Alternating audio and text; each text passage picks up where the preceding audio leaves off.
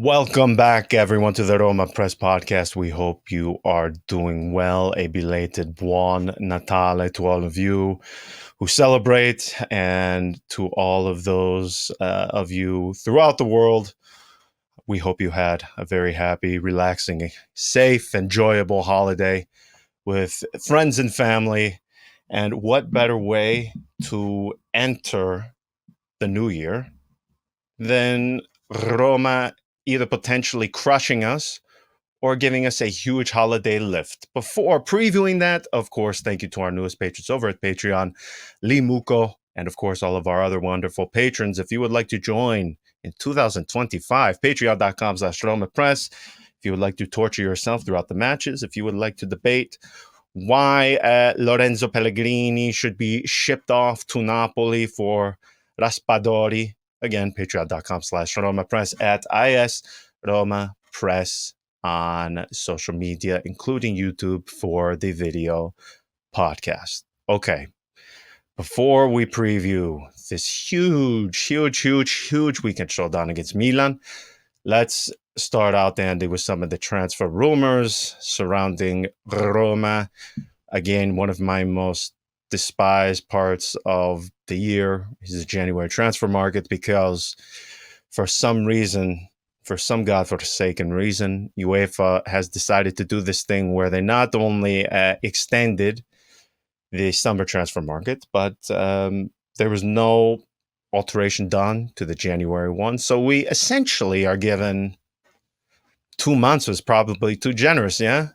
Maybe 1 full month of just football. No transfers, no talk of the market, no agent interviews. Right.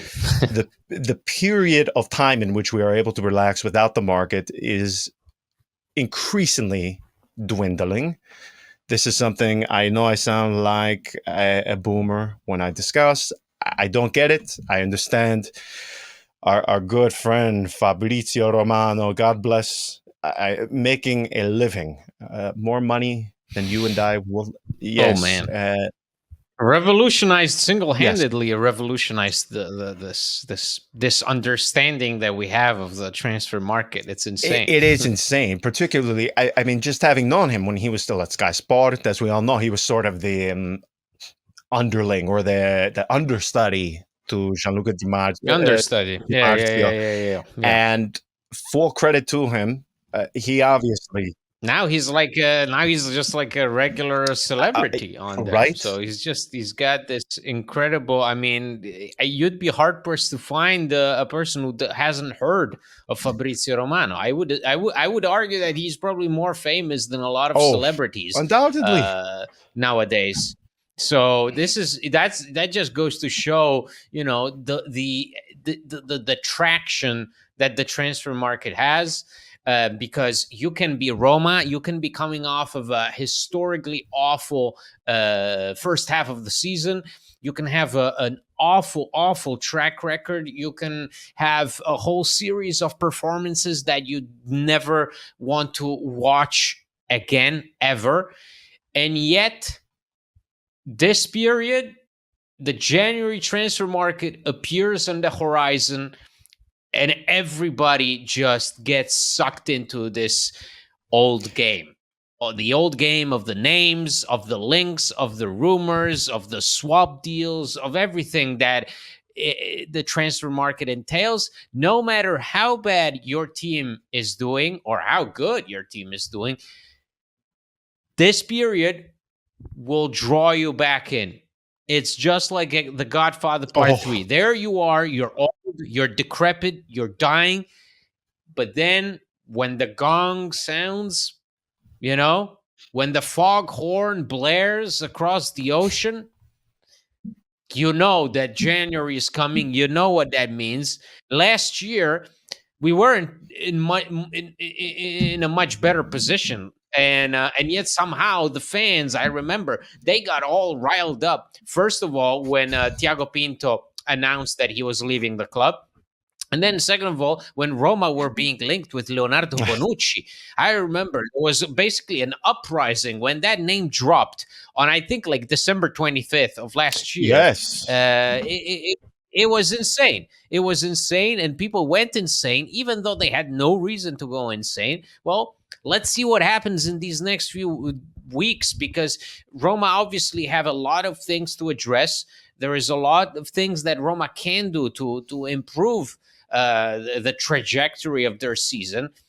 But I always find it funny how no matter how many times I hear or see people say, "Okay, you know what? I'm done with this team. I'm done. I'm not invested in You're it doing the anymore." As Godfather soon as 3 thing. January Come comes, on. as soon as it comes, everybody's back on the ship. Everybody's back in it.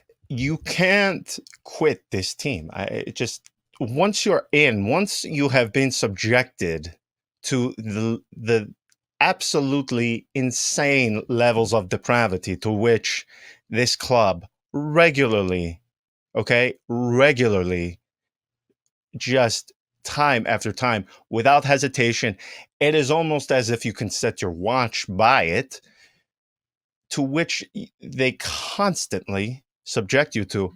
You can't quit it. It's almost as if your homeostasis, your state of homeostasis, has to include torture, watching your team. What you brought up, Bonucci. What was it? Was it 2 years ago? Roma up 3-0, and then Juve No, scored no, no, three no. or four in the Oh, final oh, 20. yeah, Yeah, yeah, yeah, yeah. It was, yeah. Mourinho's yes. first season. Yes. You need that.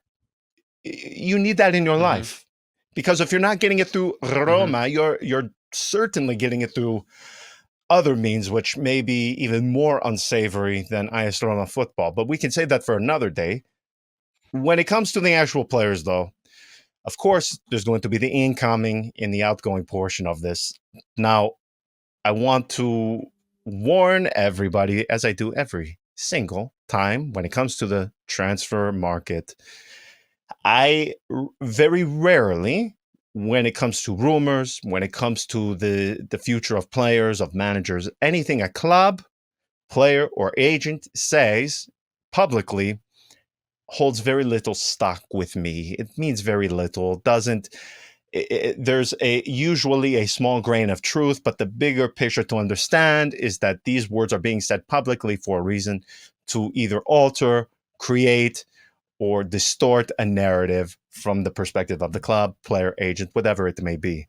Um, Everything is done behind the scenes. So when it comes to this thing, like we're seeing now in terms of players connected to Roma being linked with outgoing transactions, the biggest one is Lorenzo Pellegrini, Paulo Dybala.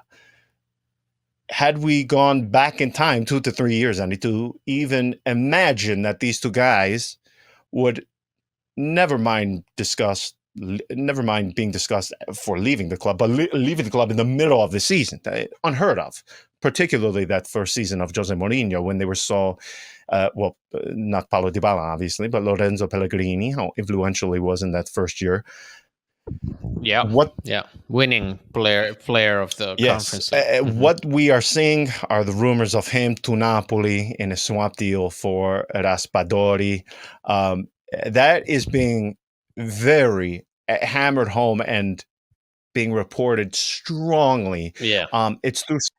Even though there is always that byline of yeah, but Pellegrini makes twice as much as Raspadori makes, so the deal remains difficult. Yeah, I mean, no shit, Yes. man, no shit. Those are the things. That's why uh, that's what we always come to expect, is that there are some deals that get spoken into existence, even though it's being stated time and time again how highly improbable such a deal is. So, and this is, I mean, this is by definition like the most January rumor of all time. Raspadori to Roma for Lorenzo Pellegrini to Napoli, a player who is a backup option at Napoli to a player who earns what, around 4.55 million euros at Roma. One of the highest paid players at the club, uh, captain, player who's been here since 2018, or rather, sorry, 17. And what are we talking about? There's two completely different situations, different contexts, different scenarios, different values. And yet somehow we find ourselves drawn into this conversation where Raspadori and Pellegrini are on the same level, though everybody knows, first of all, they're not. And second of all, the financial aspect comes into play and makes this rumor quite the fantasy vision that a lot of journalists seem to agree on, even though they all recognize that it is borderline impossible to envision this being a Yes, swap. for several reasons. The first being, as we all know, yet we see these rumors constantly as if we are playing FIFA on the PlayStation or something like that, or Football Manager. And the player swaps rarely happen. When you look, the actual Yeah. For the example being Salesmakers and Tammy Abraham. It was supposed to be a swap. And then notice how difficult even that correct, was. So they had to change the terms. it is so difficult for a one for one player swap to happen. They are so incredibly difficult. Diawara, Manolas, if you only knew the amount of negotiating all of the things behind the scenes that had to take place, the meetings, just for that to happen. Two players that in the end were inconsequential for each of their clubs. The level of work for a transaction so minor as that is unbelievable. You would be shocked at the number of meetings and the negotiations and back and forth. It's it's madness. So again, player swaps very rarely happen. The other thing I like, and I don't know if you catch this, Di Marzio. Now he will. Some of the things that he writes on his website, they do vary slightly from what he says on the television. So I just happened to have Sky Sport on at the time, and he said he added this to his report. And I believe in one of his written pieces he had this, but he said, while Pellegrini is very flattered by the interest right now, his main focus is on AS Roma and recapturing a place in the starting formation of Claudio Ranieri.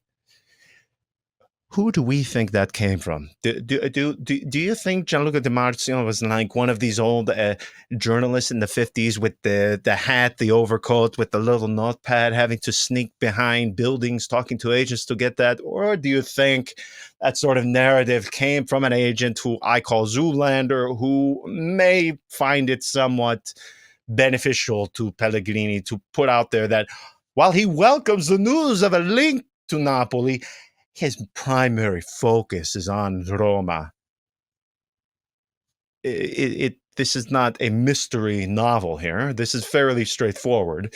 And the part I always warn people of, these agents, man, they are very rarely talked about, but the actual influence they have on these storylines and these narratives is huge, especially given relative to how much they are discussed as individuals versus their impact on a deal. It is very out of balance. So when it comes to this thing, Raspadori for Pellegrini, I, I just don't see it happening. I really do not see it happening at all. As you mentioned, we are speaking of wages. Pellegrini earns double that of Raspadori.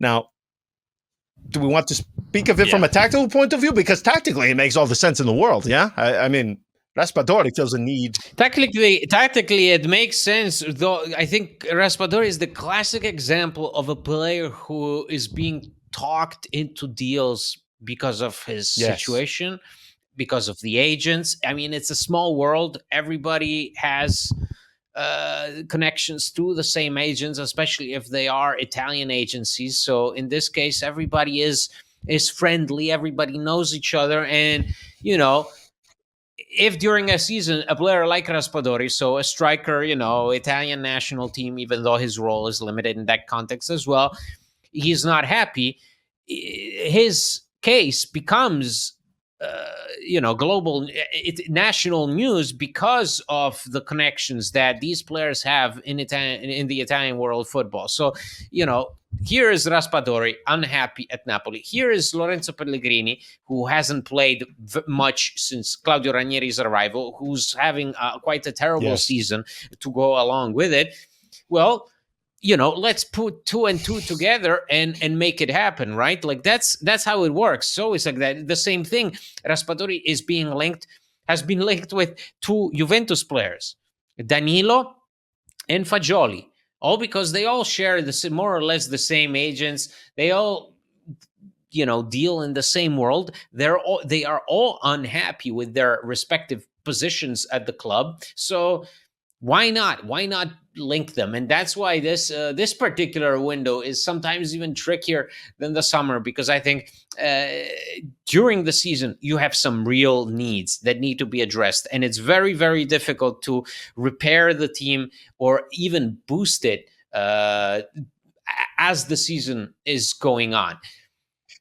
And yet, this is also the moment where all these ridiculous deals, all these names are being thrown out there, and you have to make sense of it. And there is very little to make sense of right now. I'm actually surprised that at Roma, so far, the only names that have been really linked, I mean, there is just a handful of them. They've been repeatedly linked, but there's just a handful of them. So for the attack, we only have two profiles that Roma are looking for. Beto and Raspadori. Beto of Everton and Raspadori of Napoli. That's it. That's two players for a position that supposedly is key for Roma. Same thing for the winger. There's not much. There's this talk of a winger, of a new fullback, but nothing really is coming up. There is also the question of two additional center backs in case Mario Hermoso were to leave. Because, hey, there we go. Another player who is unhappy, Mario Hermoso, who signed a 3-year deal with Roma. Well, actually, a 2-year deal with an option. But he's unhappy. He's got limited playing time. So there we go. He's on the market. Fine. Who's coming in? Who's replacing him? Zaleski. That's another situation that we've been hearing nonstop about, and now there is complete silence. So it's Dybala. Dybala, up until 3 weeks ago, was not going anywhere. Then for 3 weeks, he's moving, he's going. Galatasaray, they're ready. The agent spoke to Galatasaray. The player is set to leave, blah, blah, blah. And then over the past 2 days, what have we been hearing? Dybala will be staying at Roma. Dybala wants to stay at Roma. So how are you supposed to make sense of it, and how are you supposed to arrange your ideas and your understanding of what your team needs to do? Roma need to do a lot of things. Roma need a backup that allows Dovbyk to breathe, allows him to rest, and you don't risk of losing that same intensity in the attack that Dovbyk gives you. They also need to find a reliable fullback. Obviously, you can't, and again, you can't keep on going wishing that Matias Sule will turn it on or Zaleski will turn it on. So you have to address that position. You can't wish for Mario Hermoso to stay if his attitude will be the attitude that he's displayed so far, which is, okay, I'm not the starter anymore, so whenever I play, I suck, because that's what Mario Hermoso has been doing all season long. He sucks so far. It's an experiment that it's not working. And hey, you see what happens when Mats Hummels is not there. You get a performance like the one we had at Como, So this team is in a very fragile place. Theoretically, it should be easy to address the things that are missing. On the other hand, you also got these situations. You got Mario Hermoso, who's not happy. You got Nicola Zaleski, who's not happy. You got Lorenzo Pellegrini, who's supposedly not happy. So there is a lot at stake, and Roma are in a tough spot. They are in a tough spot, and they're in a spot where they cannot make any mistakes. That's why going into this Milan match, we're looking at potentially starting the same lineup as against Parma, because we cannot take any more risks. And what January does is it brings all these new question marks, and it fills the team with doubt because of us. All of a sudden, the players are looking at each other like, is Pellegrini gonna leave in a few weeks? Is Cristante going to leave in a few? Like, what's going on? Is Dybala going? I mean, Angelino was asked if it was true that him and Paredes approached Dybala and asked him to stay. So. I'm just saying that even that plays a role. That's why every time this transfer window pops up, In my mind, it should be straightforward, but it never is because it fills the club with even more question Well, marks. it does too, and this thing with the left-footed central defenders coming to AS Roma on free transfers. We could do an episode strictly on that. It's bizarre how specific it is, but my goodness, just in this handful of years alone, yeah. I mean, you want to go down the hits? We can play some of the classics. Your favorite Vermaelen, the debut of a lifetime. We can speak of Marcano, who does he still play football? Has he retired? He has to be in his late 30s by I think now. he has to retire because he suffered some really crushing Oh my injuries. God. But we also had There Hector we, Moreno yes. Who, by the way, I think I have for 6 months. baby face. He looks like he's probably 49 right now, and he looks 20. If you Yeah. just, it is such a weirdly and oddly specific topic. Yeah, we could speak of it for days. It is such a fascinating thing. Time I mean, and time again, yeah. do not remove Indica, or let me just say, if you do remove Indica from that equation, I mean, the track record is alarming, absolutely alarming. Yeah. But the problem right now that we saw is that, hey, Hummels, you take him out, well, you got a problem. You take out Paredes, all of a sudden you got problem. Paredes, who was not seen for 2 months, now if you take him out of the equation, the team is in It's trouble. incredibly bizarre. So Yes, and the funny thing is, it's not as if these guys, their ability comes and goes from match to match. I mean, yes, Paredes, he had a very odd situation with Jose Mourinho. You have to wonder what the thinking was there in terms of, okay, well, we can get him for a very low fee. PSG, they want to offload him. yeah, that was the thinking. You're getting him for a bit practically nothing at a time when Matic just up Yeah, and left, and you have to find a replacement because you're playing in a week. there's that, but there's the obvious difference of Matic being the very physical mediano, the tough, muscular, the physical presence, versus the classic regista, two very different styles, very, very, very up and down campaign under Mourinho. Daniele De Rossi comes, puts him in his natural role, and we see how things happen.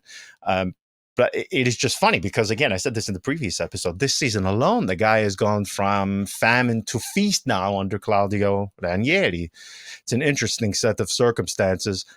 Before talking more on Dybala, Ivan Juric, Premier League.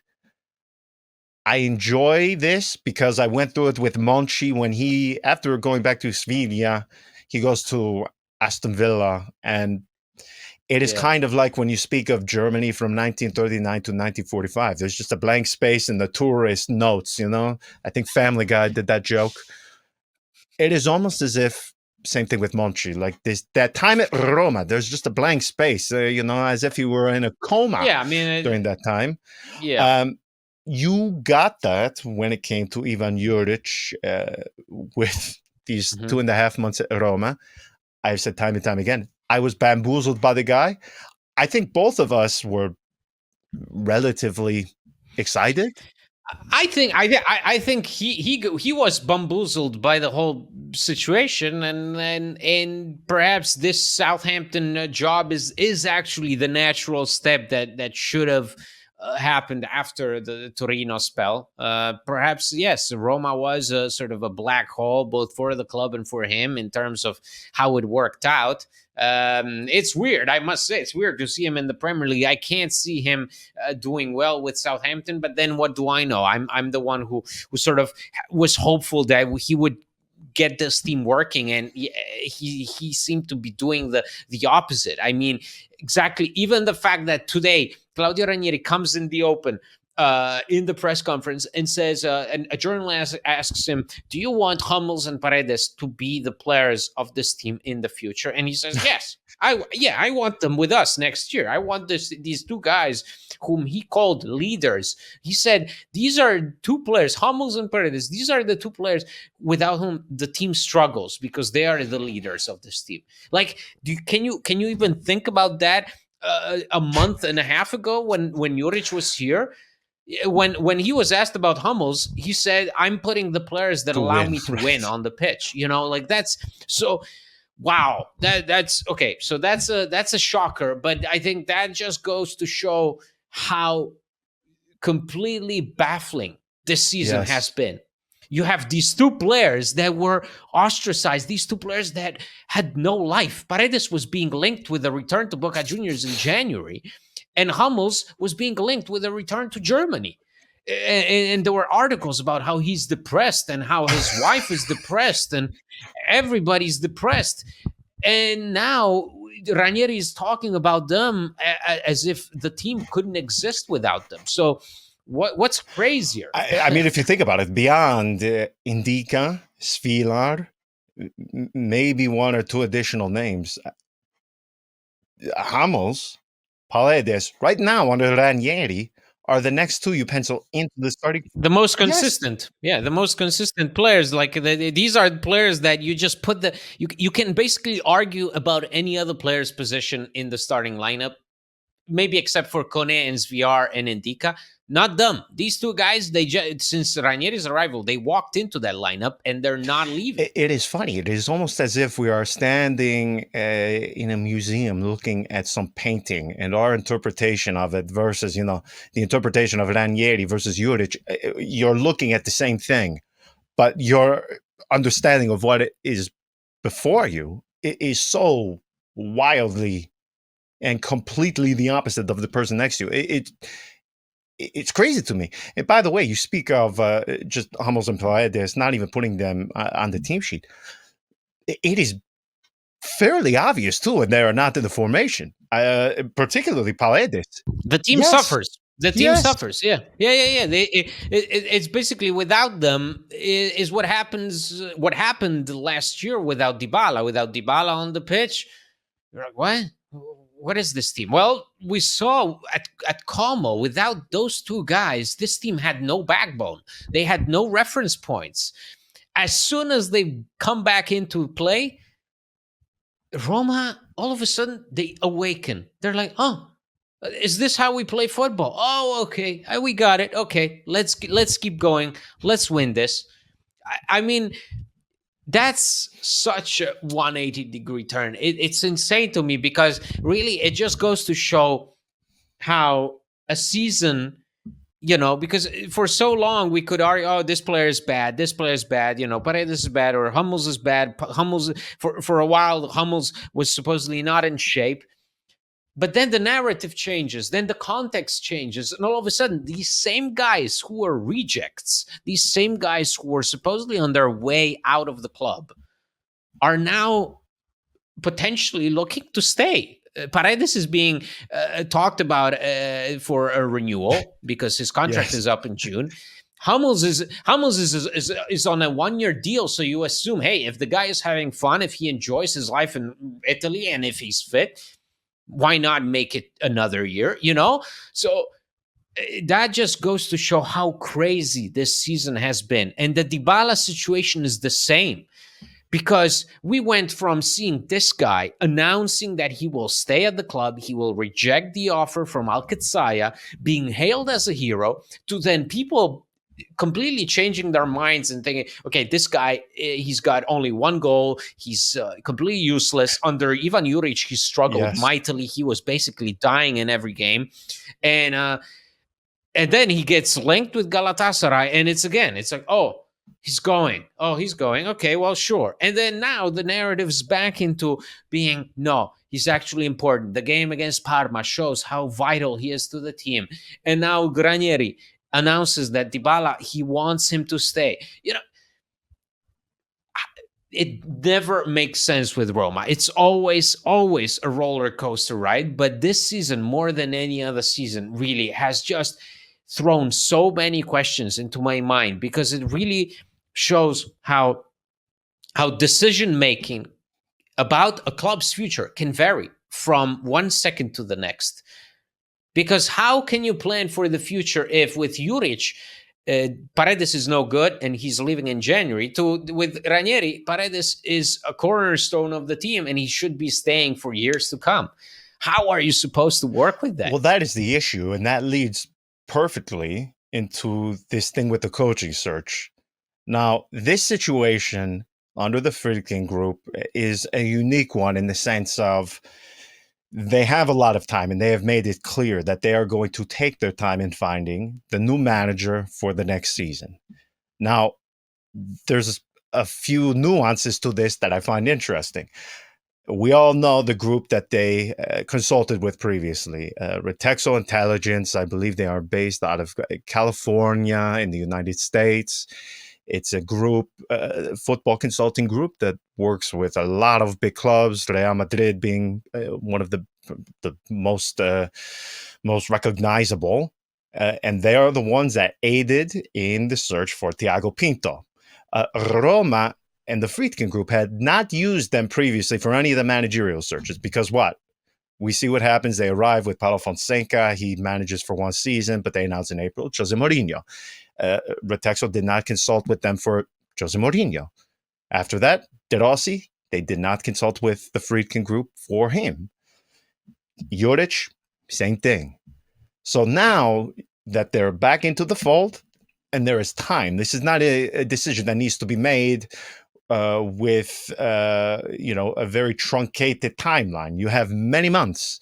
You are well aware of who all of the potential candidates are. We are fully and you have publicly announced, by making Claudio Ranieri a senior club executive at the end of the season, you're basically publicly announcing that he is personally involved in these discussions. There's that. And then there is something else, and I'm sure you have noticed this in recent weeks, but I do find it interesting because it is being said publicly.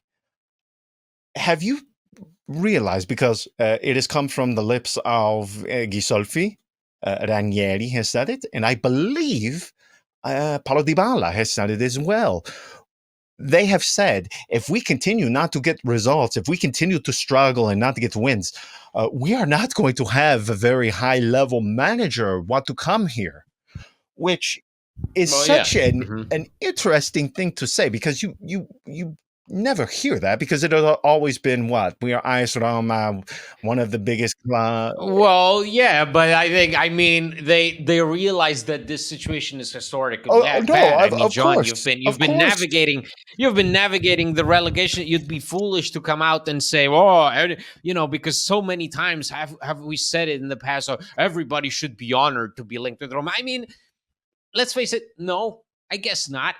Even for someone like Jose Mourinho, going to Roma was really taking a big step back. Let's not. I mean, even Jose Mourinho, who became loved by the fans at first, he was basically making it sound like he was sorry to be there in the first place. Remember those first months when he was like, "Oh, these guys have these players and I have these players, and I would have loved to have Bruno Perez at my disposal, but nobody consulted me." I mean, what were you talking about? So I think it's a healthy approach to have, considering that Roma haven't done enough to warrant the attention that a club should have by being linked with guys like Ancelotti or even Gasperini now. I mean, people who I see in some of our articles that have mentioned Gasperini, I see a lot of people, wiping their nose and be like, no, we don't want him. He's not good enough. What are you talking about? What are you talking about? I would sell off my kidney. Which limb of mine, Carlo? Yes. Pick which foot do I give to you? If you can give me a guy who brought Atalanta and helped it from Serie B relegation to winning a Europa League, I mean, please, I've seen comments on that of Gasperini, of Ancelotti. Some people saying Ancelotti, he's too old, he doesn't know how to play. Hold on, wait, what? Huh? And What? even someone as hated as Allegri, we have to consider what context would represent right now. We are not gonna try. I mean, I would say that at the rate we're going, even a name like Vincenzo Montella should be treated by us as some sort of saint, because not many people are going to look at this team and think to themselves, yeah, I can do good stuff with this team. Because it's one thing if Antonio Conte looks at Napoli, who just won a Scudetto, have more or less the backbone that led to the Scudetto win, and are not playing in Europe, and he looks at them and goes, yeah, I can definitely do something with this squad. It's another thing to look at this Roma that have been notoriously underachieving in recent years, that have failed time and time again to qualify for Champions League football, and think to yourself, yeah, I can do better. I can do better than a Conference League trophy and a Europa League final. I can do better than that. Not many people will take up this challenge at this moment in time. That's the thing.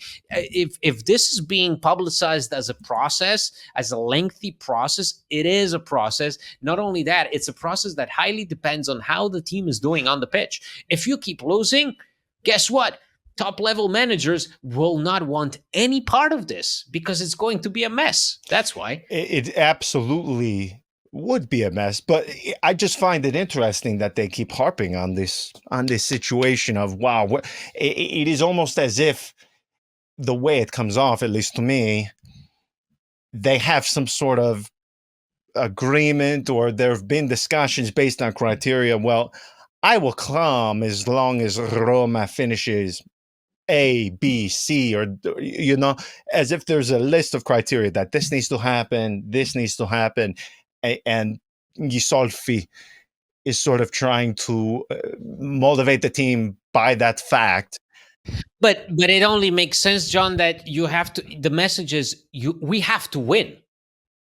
John, that's Well, the of that's course, the yes. simple message that you have to send to the team. And it's not a mess. It's not only a message to the fans of, guys, calm down because we still have a long way to go. It's a message to the players.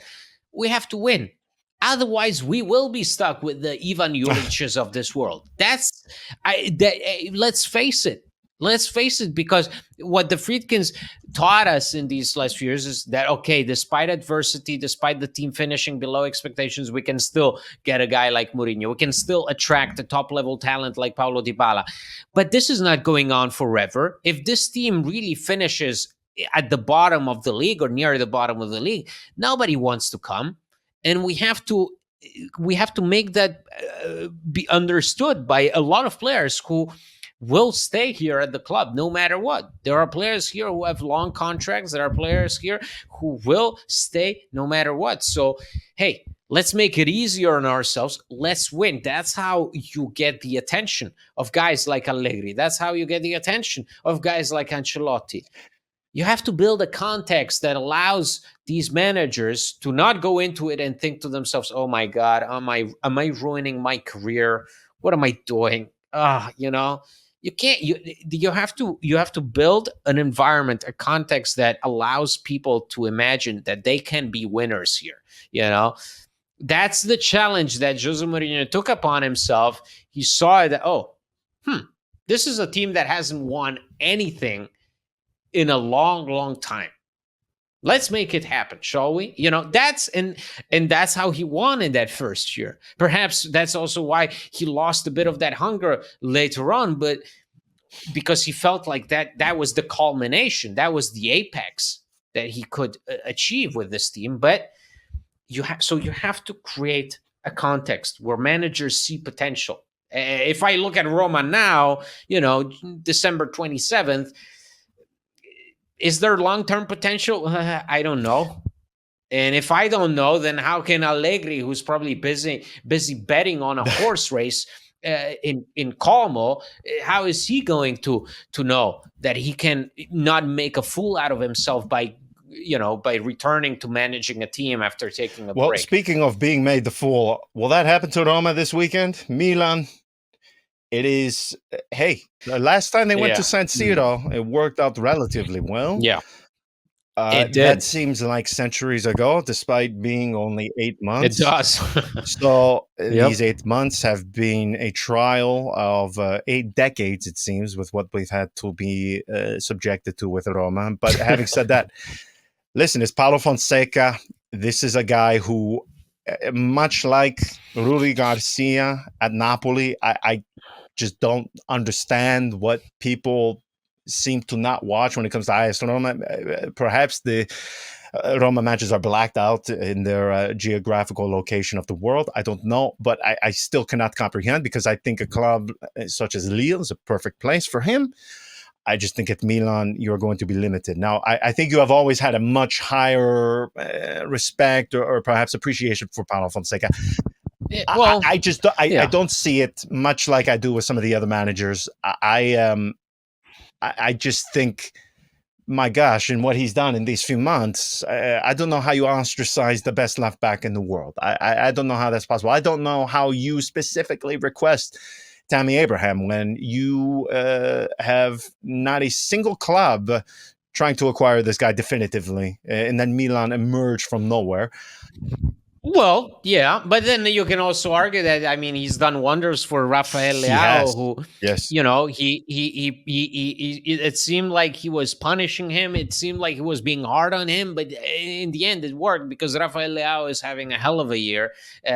He's going back to that mode that he was in when Milan won the Scudetto a few years back. So I think Fonseca is a coach that works in certain contexts. Probably Milan is not the context. Milan, much like Roma, is a very difficult context. Is a context that would benefit very few managers. The fact that Pioli won there, of all places, baffles my mind, baffles me completely for the rest of my days.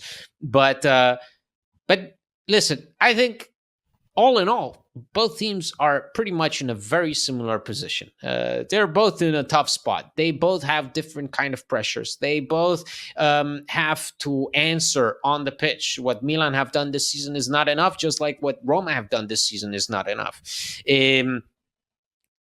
With this situation of Teo potentially not starting, that's the idea for Milan. You have to make use of that. Leao is not going to be there, so that's a big advantage. Christian Pulisic questionable, so Roma should be in a position where if they field the same starting 11 from Parma, if they go into this match with the same level of desire to do better that we saw against Parma, where they just outclassed the opponent, then no matter if it's at the Meazza or if it's at Stadio Olimpico, that shouldn't matter.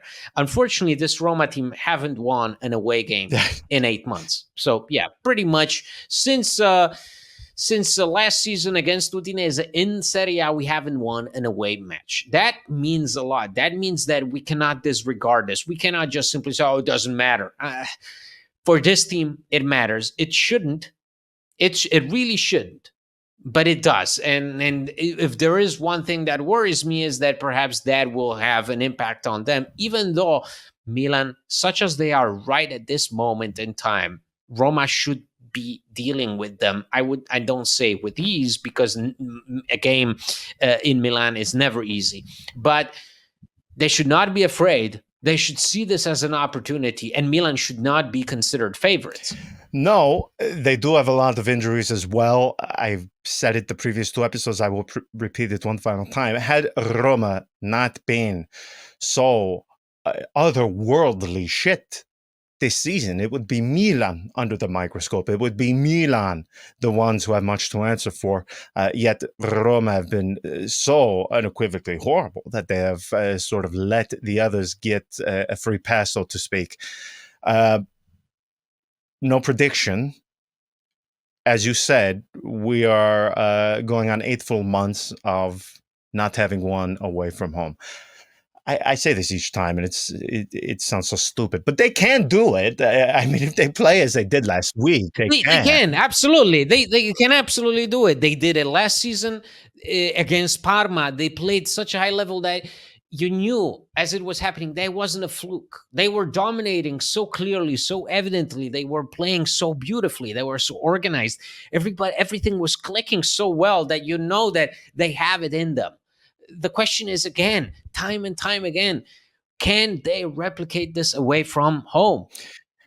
For 8 months, the answer has been a resounding no. So perhaps I would love to believe that on a big stage such as the Meazza, the answer, yes, we can do this. I would love that to be the final note of this year of 2024 and 2024 with a win at the Meazza. Wouldn't that be something? Wouldn't that fill you with, I mean, Roma will be then training on January 1st in front of the fans. That the club organized an open training session for the fans to attend right before the derby. I mean, can you imagine the atmosphere if you were to win against Milan right before the derby, right in front of those fans at the Tre Fontane where Roma will be training? Can you imagine how amazing that will feel? Can Roma play off of that belief, off of that thought that, hey, if we win, we will be hailed as heroes right before the biggest match in the capital, which is the derby, which is where everything culminates. We know how much it means to the fans. Can't we get our shit together for once and win away from home? That is a bold move to do by Roma. Considering if this does not go well, you can only imagine what the atmosphere at that session would be like. Full credit to them. It is, again, it does take some guts, because you can only imagine some of the banners that would be on display. We will return after the match Sunday. Fingers crossed. Hopefully we can go into 2025 with 3 points and putting this disastrous 2024 behind us. We will chat again in a few days. Until then, ciao.